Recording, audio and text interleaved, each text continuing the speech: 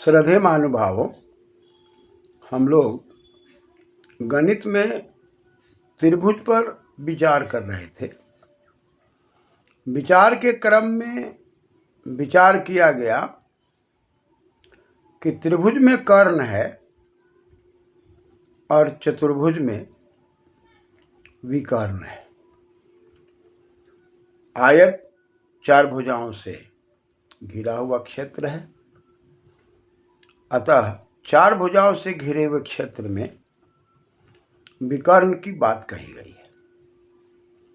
एक कोने से दूसरे कोने तक खींची गई रेखाएं, ये विकर्ण कहलाता है। लेकिन इसके अंदर जो हम लोग देखने जा रहे हैं उसमें चतुर्भुज है, और चतुर्भुज चार भुजाओं से घिरे हुए क्षेत्र को कहा जाता है। चतुर्भुज न कुटिलो भवति इति भुज, जो टेढ़ा नहीं होता, सीधा होता है।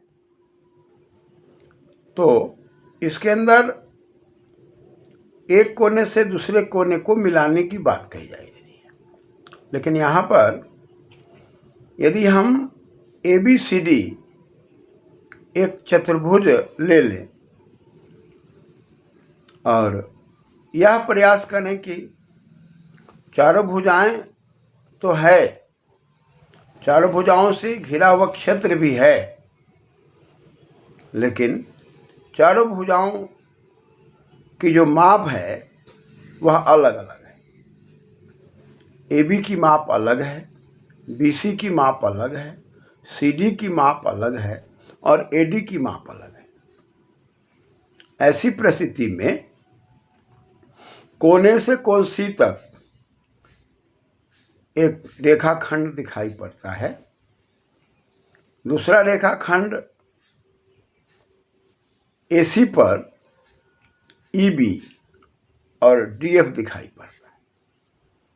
लेकिन चूंकि भुजाएं अलग अलग है, इसलिए B कोण से D कोण तक तो रेखा है, लेकिन ये रेखाएं AC पर लंबवत है,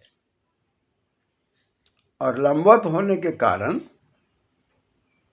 AC पर EB लंब दिखाई पड़ता है और पुनः AC पर DF लंब दिखाई पड़ता है। तो यह भी कोनों को खींच करके रखे हुए है, लेकिन भुजाएं अलग अलग है, अतः इसके माप भी अलग अलग है। जबकि आयत में आमने सामने की भुजाएं बराबर थी, इसलिए उसमें जो दो विकर्ण हो रहे थे एक सीध में हो रहे थे। इसमें एक सीध में तो है, लेकिन AC पर लंब के रूप में है।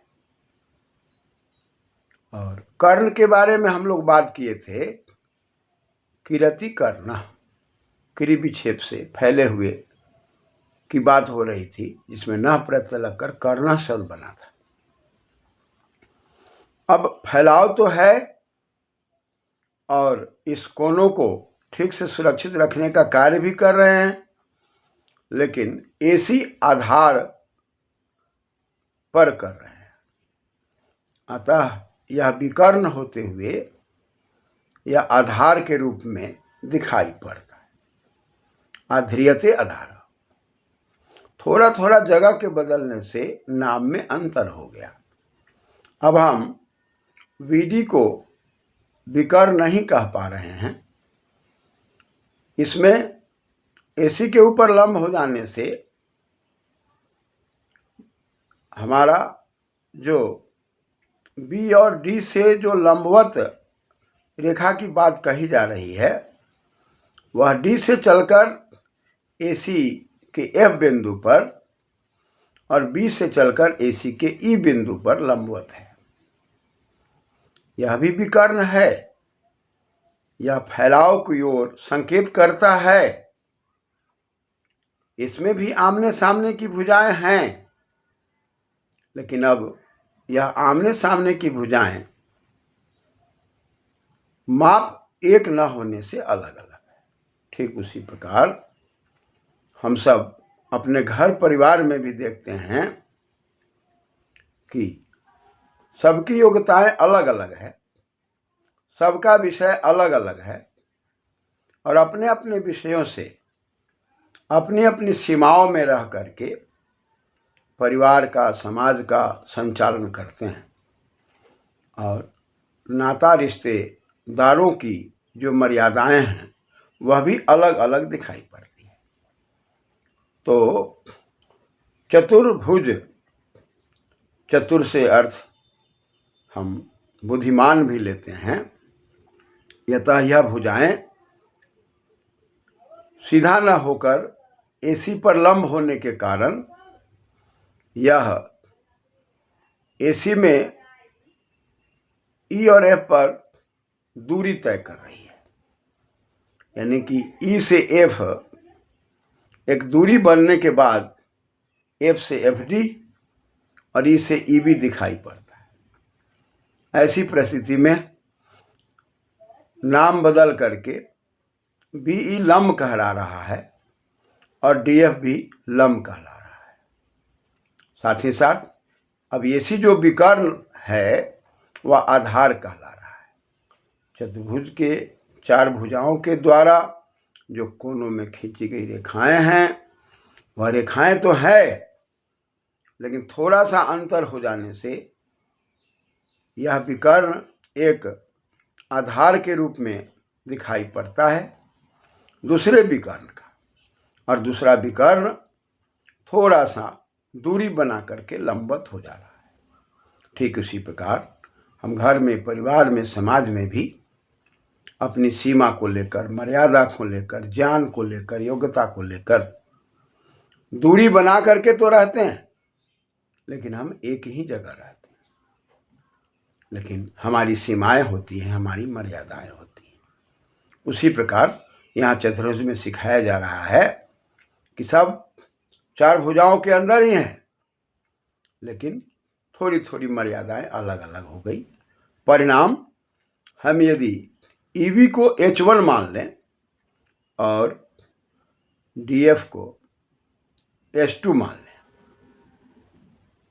ऐसी परिस्थिति में एक ऊंचाई H1 और एक ऊंचाई H2 है। और ऐसी जो हम विकर्ण की बात कह रहे हैं, चूँकि चार भुजाओं के अंदर है इससे उसका नाम विकर्ण हो गया। विशेष रूप से वह फैला हुआ है और वह दोनों ऊंचाई ईबी और डीएफ का आधार बना हुआ है। और थोड़ी सी जगह अलग हो जाने के कारण, एक सिद्ध में न होने के कारण वह विकर्ण तो है, लेकिन एसी आधार के ऊपर है। अतः यहाँ यदि हम देखें तो दो त्रिभुज की बात आ रही है, एक एडीसी त्रिभुज और एक एबीसी त्रिभुज। और दोनों त्रिभुज एक साथ एसी विकर्ण से मिले होने के कारण ABCD ये चतुर्भुज बना रहे हैं, लेकिन यहाँ भुजाएं अलग अलग है। तो चार भुजाओं से घिरे हुए क्षेत्र तो है, इसमें विकर्ण भी है, लेकिन यहाँ विकर्ण लंबवत होने से ऊंचाई नाम से जाना जा रहा है। दो ऊंचाई है, एक ईबी को H1 कहा जा रहा है और DF को H2 कहा जा रहा है। अतः थोड़ा सा दूरी में अंतर होने के कारण और एक ही विकर्ण पर लंबवत होने के कारण अब यहाँ पर स्वरूप ऊंचाई के रूप में दिखाई पड़ता है। ऐसी परिस्थिति में जब हम त्रिभुज का क्षेत्रफल निकालते हैं 1/2 गुना आधार गुना ऊंचाई, तो ADC का क्षेत्रफल निकालने में हम यदि आधार AC लेते हैं और ऊंचाई को DF लेते हैं तो एक व्यवस्था आ रही है। और पुनः हम यदि ABC त्रिभुज लेते हैं और आधार को पुनः हम AC लेते हैं तो पुनः एक त्रिभुज की व्यवस्था आ रही है, जिस पर EB लंब है यानी कि ऊंचाई है। तो 1/2 गुना आधार गुना ऊंचाई और 1/2 गुना आधार गुना ऊंचाई दोनों को जोड़ करके, और यदि हम दोनों आधार एक होने के कारण AC को यदि हम उसमें से उभयनिष्ठ मान करके और 1/2 को उभयनिष्ठ मान करके अलग लेते हैं, तो हमारे पास ब्रैकेट के अंदर एक EB ऊंचाई और दूसरा DF ऊंचाई दिखाई पड़ता है, जो जोड़ के रूप में हो जाता है। और दो त्रिभुजों का जोड़ होता है, जिसमें 1/2 गुना AC कॉमन में दिखाई पड़ता है, उभयनिष्ठ में दिखाई पड़ता है, यानी कि AC दोनों में है। उसी प्रकार हमारे नाते रिश्तेदारों में भी देखते हैं, कुछ ऐसा संबंध होता है जो दोनों पक्ष को जोड़ता है, और कुछ ऐसे संबंध होते हैं जो दोनों पक्ष को जोड़ते तो हैं, नाते रिश्ते बनते तो हैं, लेकिन अपनी सीमा मर्यादा के कारण दूरी भी होती है। यह चीज़ हमें समझना है। उसी प्रकार जीवात्मा परमात्मा के बारे में बताया जाता है कि आत्मा तो है, अतत ही आत्मा, सत्ता तो है, लेकिन उसमें पर लगने से परमात्मा और पर हट जाने से आत्मा। अतः आत्मा और परमात्मा की सत्ता और प्रकृति के सानिध्य से ये व्यवस्था दिखाई पड़ती है, और यह जीवात्मा प्रकृति के सानिध्य में है और यही जीवात्मा परमात्मा के सानिध्य में है। और प्रकृति के सानिध्य में कर्म करके हमें परम तत्व की ओर जाना है, और इस साधन को छोड़कर पुनः परम तत्व की ओर अग्रसर होना है। इस लक्ष्य तक जाने के लिए गणित की व्यवस्था में तरह तरह से बातें कह के हमें समझाया जा रहा है कि हमारी ऊंचाई, हमारा स्तर, हमारा विचार हमारे जीवन को आगे ले जाएगा।